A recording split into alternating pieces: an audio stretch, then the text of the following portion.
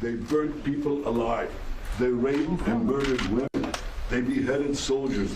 They searched for the secret hiding places where parents hid their children. And just imagine, Mr. President, the fear and the panic of those little children in their last moments as the monsters found out their hiding places. Hamas kidnapped women, children, elderly, Holocaust survivors. I know you share our outrage on this, and I know you share our determination to bring these people back. On October 7th, Hamas murdered 1,400 Israelis, maybe more. This is in a country of fewer than 10 million people.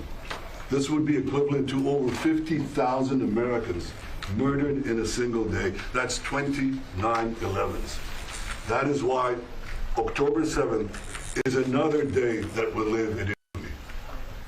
October 7th, Hamas murdered 1,400 Israelis, maybe more. This is in a country of fewer than 10 million people. This would be equivalent to over 50,000 Americans murdered in a single day. That's 29 11s. That is why October 7th is another day that will live in infamy.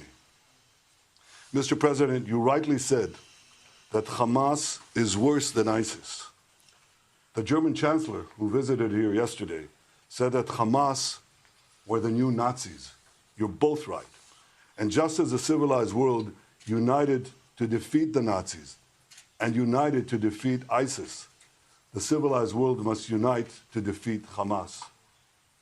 I can assure you, Mr. President, Israel is united to defeat Hamas. And we will defeat Hamas and remove this terrible threat from our lives. The forces of civilization will prevail for our sake, for your sake, for peace and security in our region and in the world. Mr. President, for the people of Israel, there's only one thing better than having a true friend like you standing with Israel, and that is having you standing in Israel. Your visit here is the first visit of an American president in Israel at a time of war. It is deeply, deeply moving. It speaks to the depth of your personal commitment to Israel. It speaks to the depth of your personal commitment to the future of the Jewish people and the one and only Jewish state. So I know I speak for all the people of Israel when I say, thank you, Mr. President. Thank you for standing with Israel today, tomorrow, and always. Mr. Prime Minister, thank you very much. Look, folks, I wanted to be here today for a simple reason. I wanted the people of Israel, the people of the world, to know where the United States stands. I've had my great Secretary of State here. He's been here for a lot. But I wanted to personally come and make that clear. Terrorist group Hamas has slaughtered, as has been pointed out, over 1,300 people. And there's not hyperbole to suggest slaughtered. And including 31 Americans as part of that. And they've taken scores of people hostage, including children. You said, imagine what those children hiding from Hamas were thinking. It's beyond my comprehension to be able to imagine what they're thinking. Beyond my comprehension. They're committed evils that and atrocities that make ISIS look somewhat more rational. You know, Americans are grieving with you. They really are. And Americans are worried. Americans are worried because we know this is not an easy field to navigate, what you have to do. But the fact is that Israel, as they respond to these attacks, it seems to me that have to continue to ensure that you have what you need to defend yourselves. And we're going to make sure that occurs, as you know. And we have to also bear in mind that Hamas does not represent all the Palestinian people. And it has brought them only suffering. You know, years ago, I asked the Secretary of State when he and I were working in the Senate to write something for me, and he said, he wrote a line that I think is appropriate.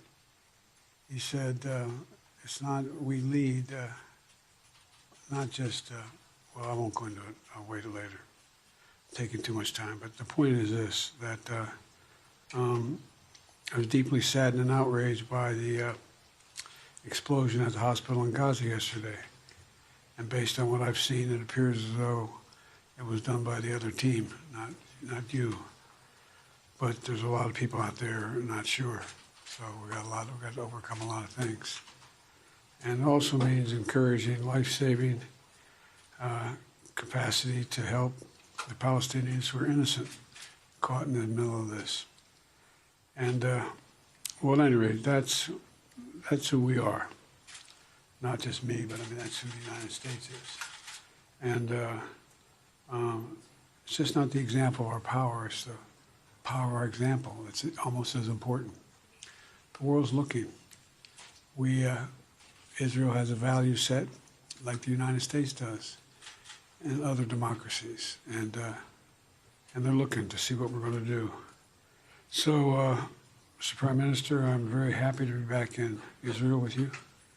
Thank you for having me, and I'm looking forward to having a thorough discussion about where everybody goes from here.